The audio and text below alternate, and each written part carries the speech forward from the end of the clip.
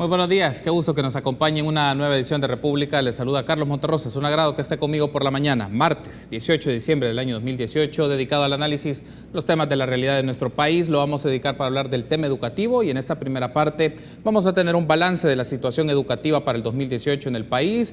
Y es un gusto para mí recibir a Carlos Canjura, ministro de Educación. Buenos días, ministro, bienvenido a República, qué gusto que nos acompañe. Muy buenos días, Carlos, un placer estar en el programa.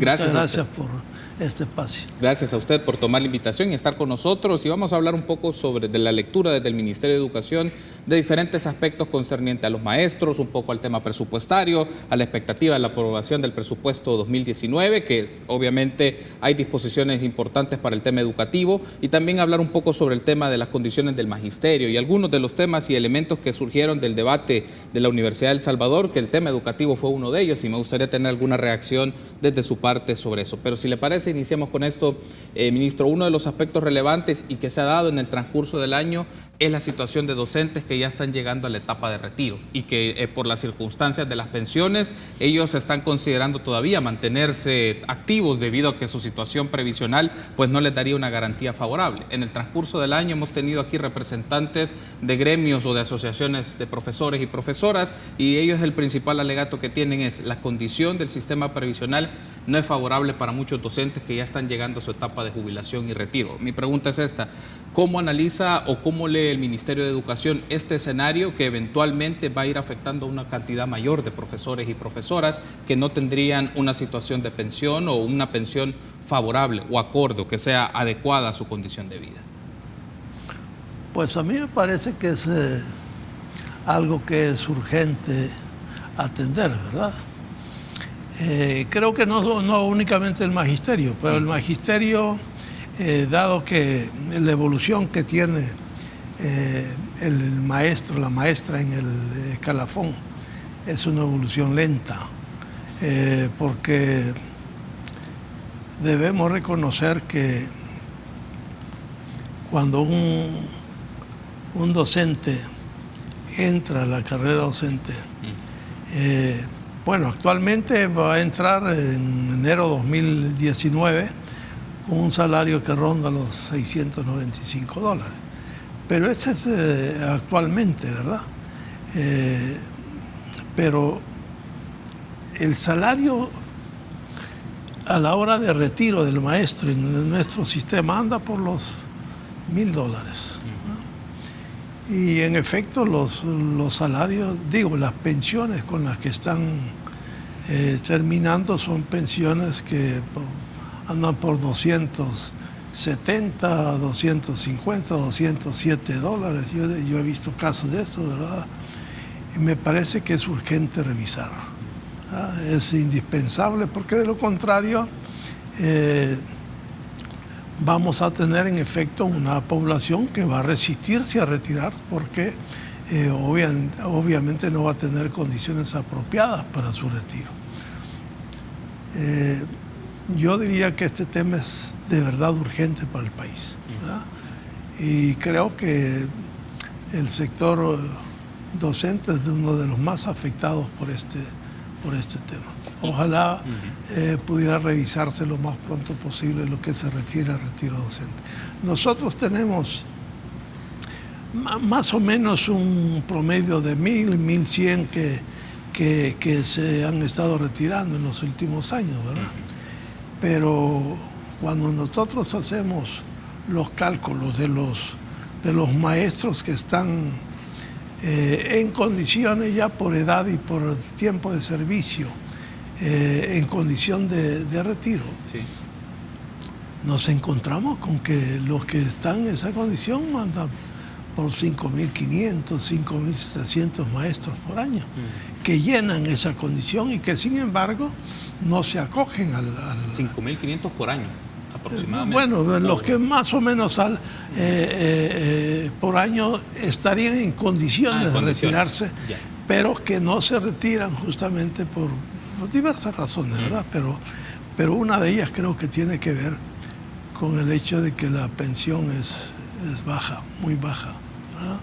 Y claramente pues eso afecta porque al final, en esas condiciones, el maestro se va retirando ya cuando está en condiciones físicas muy delicadas, ¿verdad?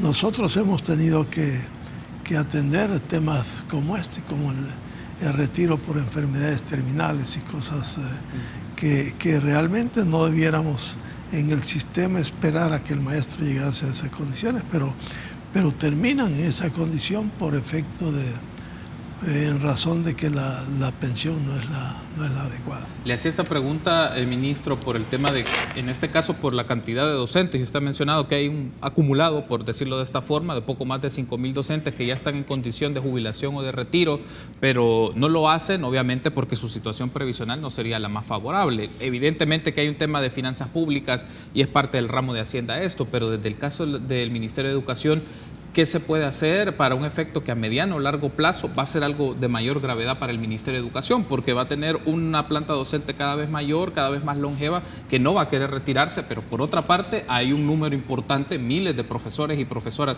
que están recién graduándose de la universidad o que tienen su técnico o su profesorado y que quieren aspirar a una plaza en el magisterio. Entonces, ¿cómo se hace ese balance o cómo se hace esa gestión entre estos dos escenarios? La salida, pero el ingreso también de nuevos docentes. Bueno, igual es parte del mismo problema, ¿verdad?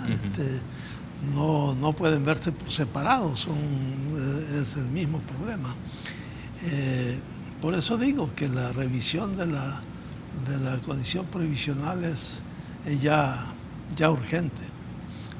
Yo creo que no debiéramos perder mucho tiempo y entrar de nuevo al análisis de esa situación, ¿verdad? Porque lo que debemos reconocer es que un sistema educativo en esas condiciones afecta el futuro del país, ¿verdad? Eso es innegable. Creo que es importante que tomemos conciencia de la importancia que tiene el sistema educativo para el futuro de la nación y que hagamos todo lo posible por enfrentar estos retos que tenemos como sociedad. Bien, ahora si le parece hablemos un poco, ministro. La expectativa que se tiene es la aprobación del presupuesto 2019 con un monto poco mayor a los 6,000 millones de dólares, pero el Ministerio de Educación pues tiene su expectativa. Entiendo que el presupuesto definido ha sido de 996 millones de dólares y hay una distribución tanto en el funcionamiento como el tema más de programas de inversión pública y otros. La expectativa es que se pueda lograr, ministro, es cómo se configura este monto presupuestario para el campo educativo y la expectativa que en la Asamblea Legislativa se pueda dar la aprobación antes de este cierre, porque esta semana se espera tener la última plenaria y se espera que esto sea aprobado. Bueno, pues yo esperaría que este presupuesto se apruebe sin demora, ¿verdad? Es decir, que amanezcamos el 2019 con presupuesto aprobado. Ya lo hemos expresado, cualquier retraso en la aprobación del presupuesto tiene implicaciones importantes, implicaciones negativas, por supuesto, porque hay trámites que deben realizarse. Bueno, todo lo que son los servicios recurrentes, por ejemplo, ¿verdad? Son servicios que si uno no tiene presupuesto aprobado, pues no puede completar esos procesos, ¿verdad? Y tiene que esperar a que se aprueben. Hay una cantidad importante de proyectos y de convenios que se hacen con instituciones que apoyan el desarrollo del sistema educativo y que si se tiene incertidumbre en cuanto a la aprobación, pues no hay manera de adelantar, de hacer pasos que exige la burocracia estatal para poder anticipar a que la ejecución de estos mismos proyectos sea lo más pronto posible, lo más temprano posible en el año escolar. Cuando el presupuesto se aprueba ya en el mismo año en el que se esté ejecutando, normalmente hay proyectos que debiendo haber empezado en el mes de febrero, empiezan en el mes de mayo y obviamente hay una mala ejecución presupuestaria, ¿verdad? Así es que yo invitaría a los diferentes partidos a que intenten, que hagan el esfuerzo por aprobar lo más pronto posible, que ojalá lo podamos lograr esta semana. En el transcurso de las últimas 3, 4 semanas quizás, ministro, los distintos gabinetes o los distintos ministros de las diversas áreas del órgano ejecutivo se presentaron a la Asamblea Legislativa para justificar el monto presupuestario. En el caso del Ministerio de Educación, ¿usted tuvo algún tipo de observación o comentario de los diputados o diputadas por el monto del presupuesto para el Ministerio de Educación o aspectos que estaban observando los diputados y diputadas? Porque de parte la Asamblea Legislativa hace un poco ese proceso, ¿no?, de ir observando cada uno de los montos, en qué áreas se van a utilizar, ya sea para gasto o funcionamiento administrativo o el tema más de inversión. En el caso del Ministerio de Educación como tal, ¿qué elementos fueron revisados, observados o que generaron discusión, me refiero? Pues justamente a nosotros nos invitaron, creo que fuimos del primer ministerio al que invitaron, ¿no? Y observaciones no hubo. Creo que nosotros llevamos un presupuesto que si bien es cierto no es el ideal, ¿verdad? Sí. Sí es un presupuesto que refleja un cierto incremento. Ahora, este incremento es un incremento que fundamentalmente está centrado en el tema de la dignificación de la carrera de maestro, porque en el presupuesto hay un incremento que se comprometió con los diferentes sectores las diferentes representaciones gremiales que tenemos en educación, y nos comprometimos a que se iba a gestionar un incremento de $100 para maestros y de $60 para administrativos, y que estos incrementos iban a estar distribuidos en el 2018 y el 2019 por igual, es decir, $50 de incremento en el 2018 para maestros y 50 en el 2019, y 30 en el 18 y 30 en el 19 para el personal administrativo. Esto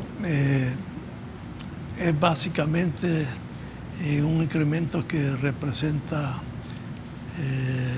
63.2 millones de incremento esto es un esfuerzo que se ha hecho por atender lo que el tema primero con el que arrancamos, ¿verdad? Porque sí. si el salario de ingreso del maestro de la carrera docente es bajo, y la evolución es una evolución lenta, obviamente cuando llega a los 30 años siempre termina con un salario bajo, y obviamente le impacta la pensión, ¿verdad? Si el salario al final de su carrera es bajo y el porcentaje de pensión va a andar por 20-25%, es obvio que las pensiones van a ser tremendamente bajas, ¿verdad? Debo de hacer una pausa, ministro, si le parece, seguimos ampliando algunos aspectos del tema presupuestario, hablemos un poco del plan de formación docente y también un poco las condiciones del magisterio. Volvemos en minutos.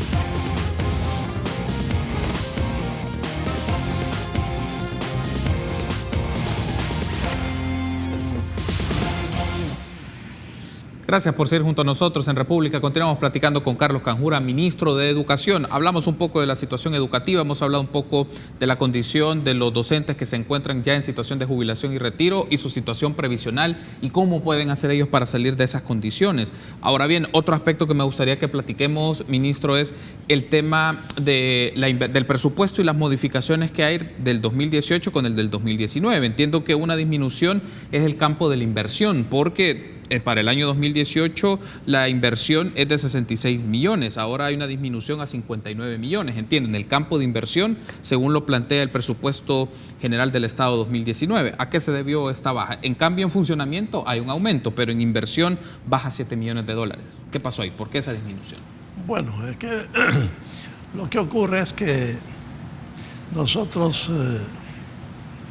en el 2017, 2018,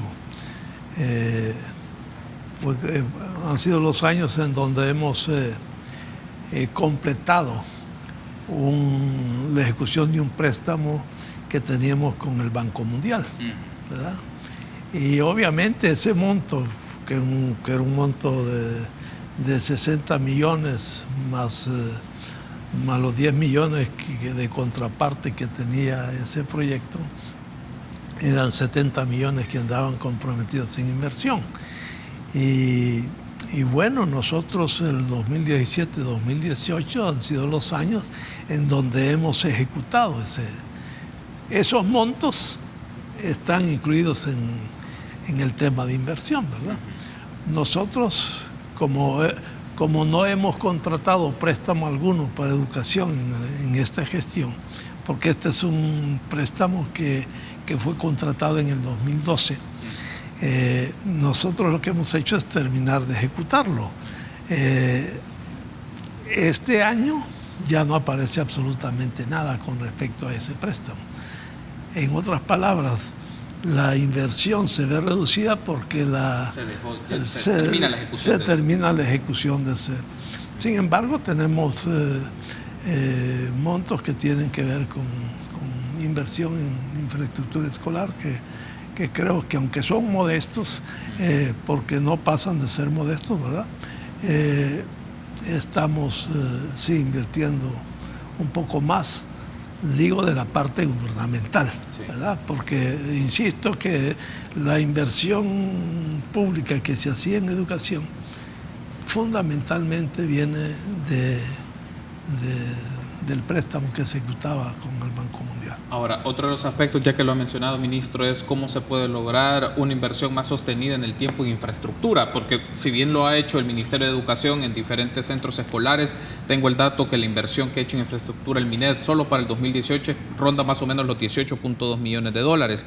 El tema es cómo se puede lograr una inversión en infraestructura sostenida para que los distintos centros escolares estén en las mismas condiciones. Hay algunos que tienen deficiencias todavía en sus equipos, deficiencia en su infraestructura. Entonces, ¿cómo se logra en aquellas franjas o zonas donde el ministerio ha identificado aquí hay que aumentar la inversión y tener mejor infraestructura, en donde otros, pues esto ya está subsanado?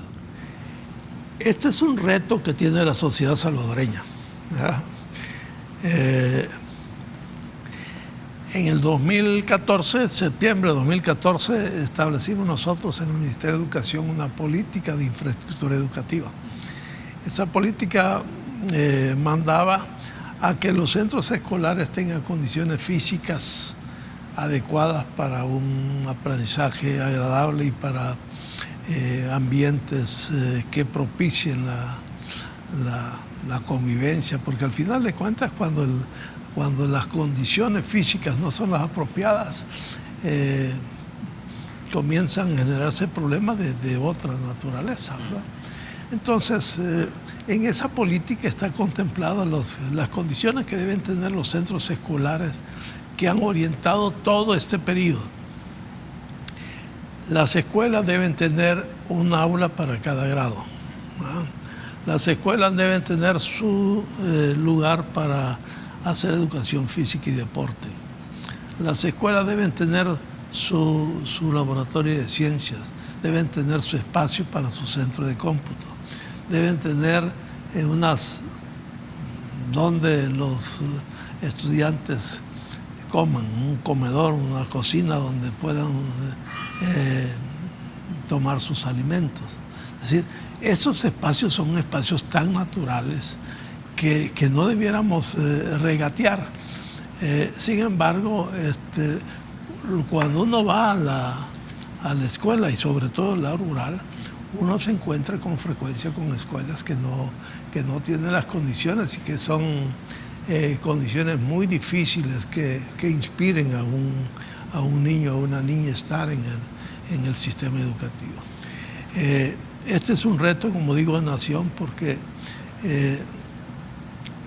nosotros vamos a terminar este periodo con 88 centros integrales.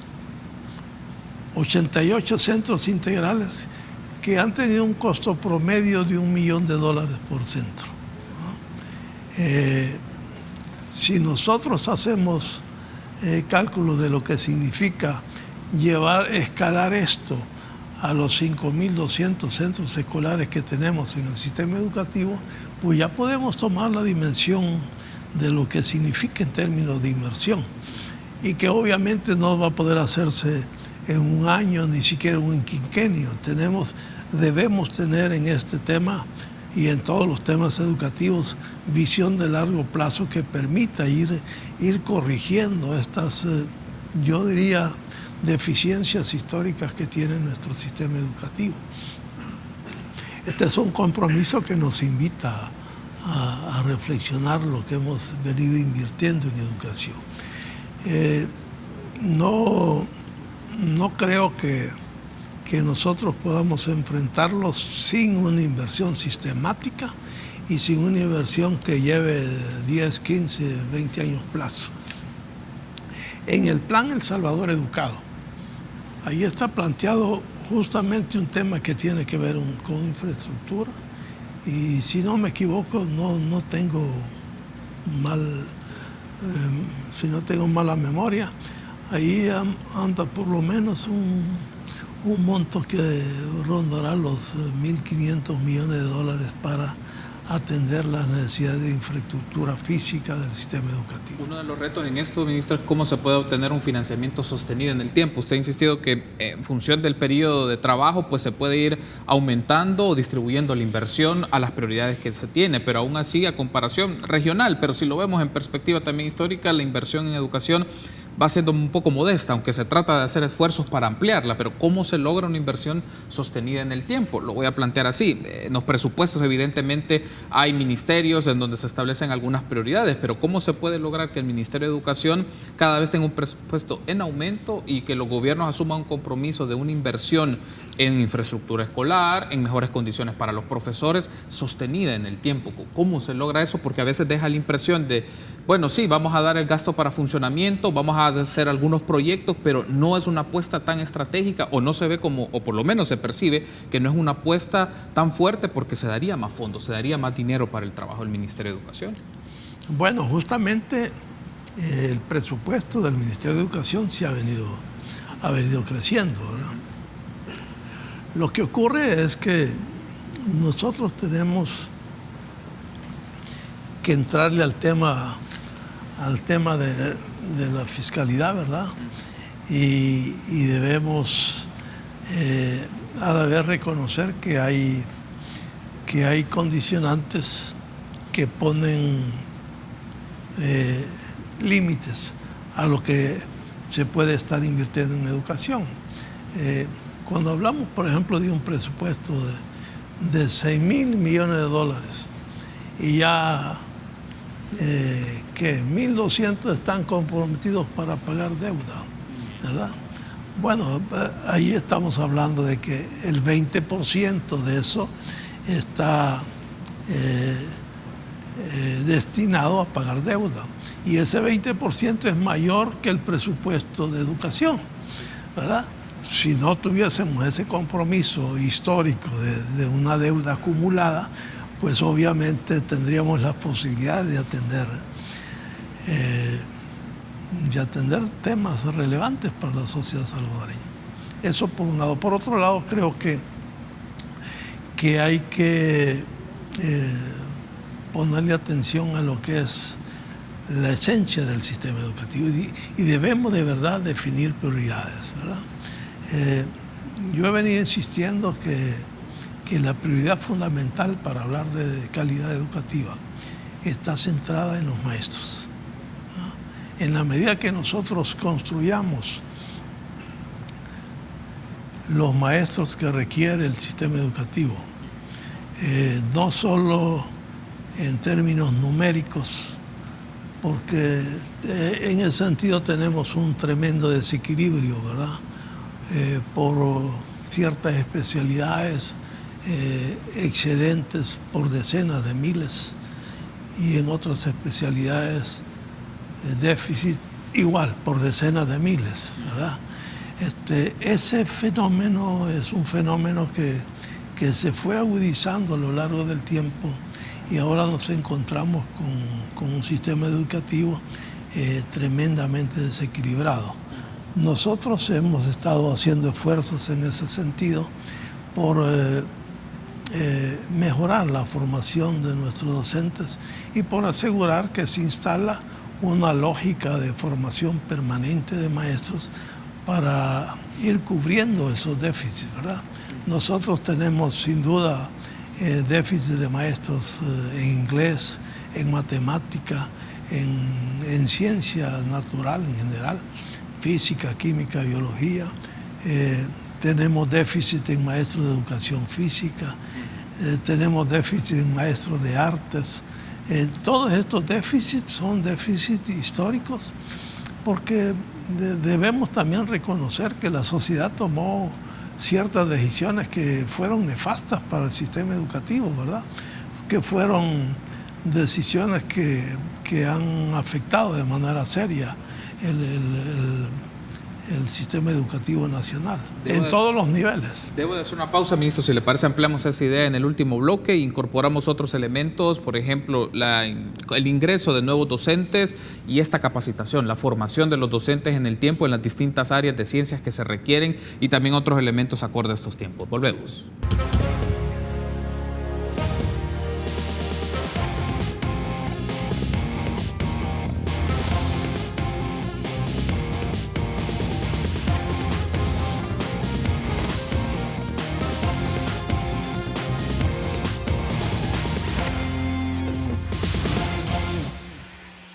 Último bloque de la primera parte de República que hablamos con el ministro de Educación, Carlos Canjura. Ministro, hemos estado hablando de asuntos presupuestarios, de condiciones del magisterio más en situación financiera. Si le parece, hablemos de aspectos todavía de contenido, de política pública en materia educativa. Ya vamos a hablar un poco de los programas de alfabetización y de escuela inclusiva de tiempo pleno, que han sido dos de las políticas que ha estado desarrollando el Ministerio de Educación.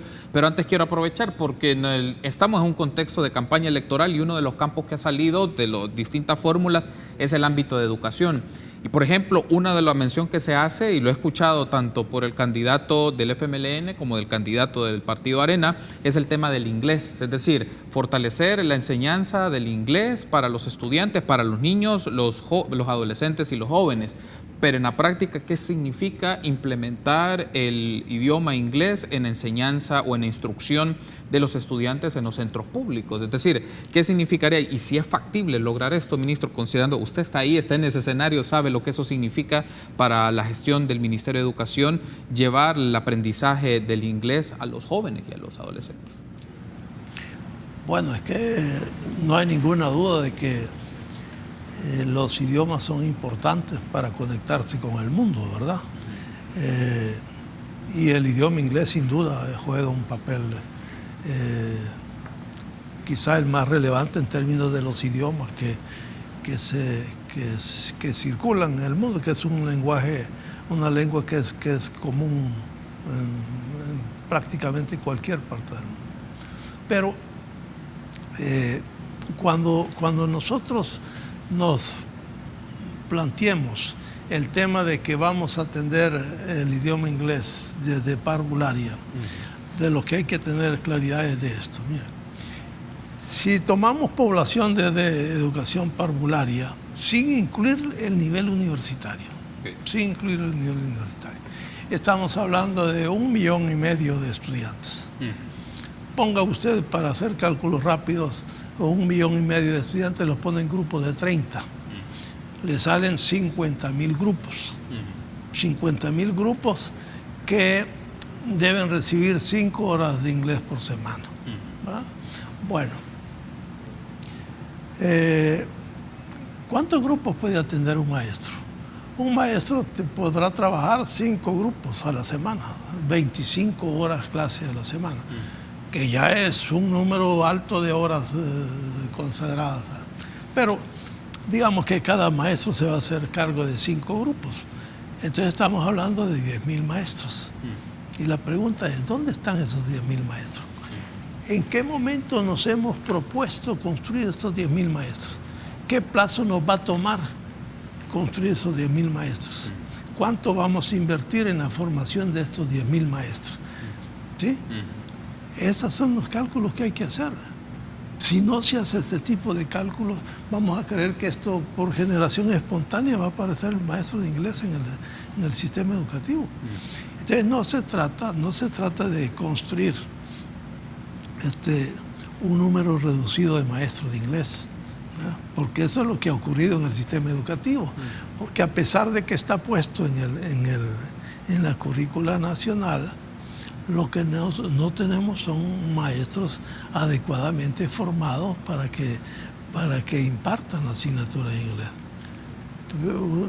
Yo creo que en una buena cantidad de instituciones el inglés se enseña, pero la enseñanza es tan precaria que hacen 11, 12 años de inglés y no terminan sin hablar inglés.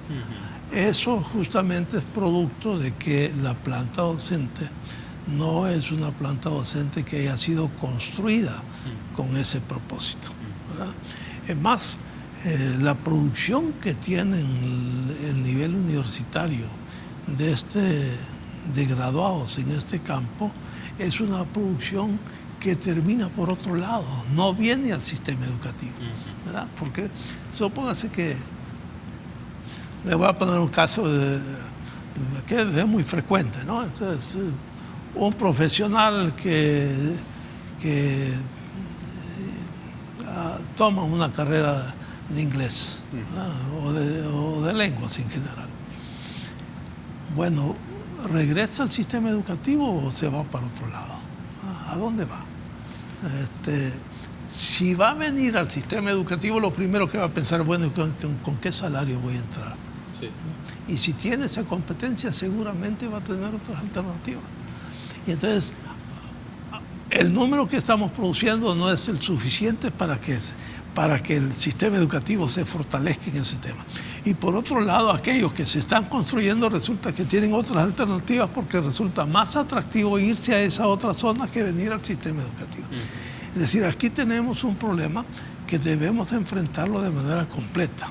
Hay otro aspecto que le quiero consultar, ministro, y también no quiero pasar por alto hablar el tema de alfabetización, pero es otra de las propuestas que se ha mencionado. Surgió en este debate de la Universidad de El Salvador, es disminuir las carreras universitarias de 5 a 4 años. ¿Es factible eso, ministro? Bueno, esto es lo mismo. Aquí vamos quizá un poco simétrico, ¿verdad? Porque resulta que el presidente de la Comisión de Educación y Cultura en la Asamblea Legislativa está promoviendo un año más de bachillerato. Si vamos a tener un año más de bachillerato y vamos a tener un año menos de universidad, quedamos igual. Pareciera que hay que madurar bien estas cosas, ¿verdad? Todo depende de qué hacemos y que también nos atendemos y que también estamos desarrollando lo que debemos desarrollar como capacidades deseables en la sociedad salvadoreña de estos profesionales, ¿verdad? Porque una cosa está clara, ¿verdad? En el sistema educativo nosotros debemos enfatizar la construcción de capacidades productivas y capacidades ciudadanas, ¿verdad? Esos dos aspectos son fundamentales y tenemos que preguntarnos en cada nivel educativo cómo vamos en el desarrollo de esas capacidades productivas y ciudadanas, ¿verdad? No es posible que nos preguntemos ya solo cuando sale de bachiller el joven que resultó después de 11, 12 años de escuela que no le hemos desarrollado capacidades productivas, ¿verdad? Que como ciudadanos tienen comportamiento débil, ¿verdad? Eso justamente es lo que debemos revisar. Ahora, los tiempos son, por supuesto, importantes, ¿verdad? No hay ningún secreto, la formación de alto nivel únicamente se logra con mucho trabajo, ¿verdad? Y creo que regatear los tiempos no es lo importante. Lo más importante es asegurar que los tiempos que se utilizan de manera eficiente. Ojalá fuesen 5 bien impartidos, ¿verdad? Con profesionales que se ocupen de manera de verdad profesional con la formación de nuestros jóvenes. Porque uno de los temas que tiene que ver con la calidad de educación que ofrecemos, es que se instaló de manera mayoritaria la versión del profesor hora clase. Y no es que no deba hacerse uso de esta alternativa, de esta opción, pero no puede ser el grueso de la planta docente a nivel universitario. No, a nivel universitario. Sí. Tiene que haber un núcleo que se está ocupando permanentemente de revisar lo más profundo de los temas. Y hay que ocupar la hora clase como aquel experto que tiene una especialidad muy bien definida, que no la va a poder construir el medio universitario y que trae la experiencia a la universidad. Tengo un par de minutos nada más, ministro, pero no quiero pasar por alto este tema. El programa de alfabetización, porque se está desarrollando en distintos lugares y está logrando también resultados, porque así se ha mostrado ya departamentos totalmente alfabetizados. Entonces, ¿cuál es la expectativa de esto para el cierre de la administración, para el 2019? Pues ya declaramos dos departamentos libres de analfabetismo. El primero fue La Paz, el segundo fue Cuscatlán. Vamos a cerrar el año con 133 municipios libres de analfabetismo. El día de ayer justamente se declaró libre de analfabetismo Santiago de María y Berlín. ¿Ya? Es, a mi criterio, uno de los aspectos de las deudas más notables que tenemos todavía como sociedad y que hemos venido saldando, ¿verdad?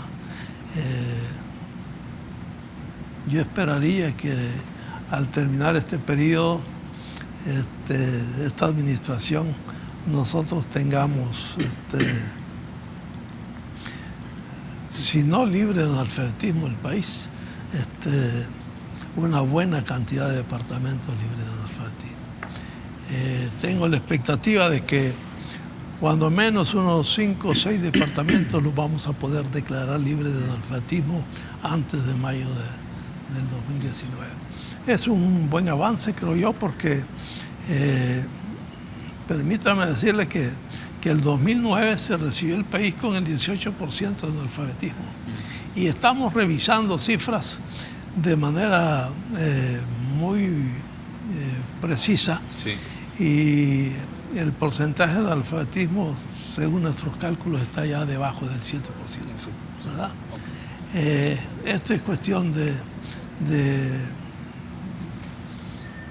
cruzar información, porque los cálculos que se están haciendo son cálculos que están basados en un censo que tiene ya muchos años, un censo que no fue realizado de la mejor manera.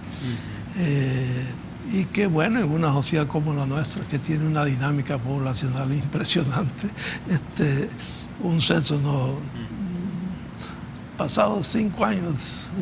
Su desfase es muy notorio. Sí, sí. Ministro, quiero darle las gracias por haberme acompañado. Ha sido un gusto, espero que nos volvamos a encontrar para seguir discutiendo. Nos quedaron más temas en el campo educativo, otros programas y campos de política pública en el sector educativo, y siempre el fortalecimiento financiero del trabajo del Ministerio de Educación es importante. Espero que nos volvamos a encontrar. Gracias, ministro. Con todo gusto. Muy amable, gracias por haberme acompañado. Permítanos una pausa, continuamos con más.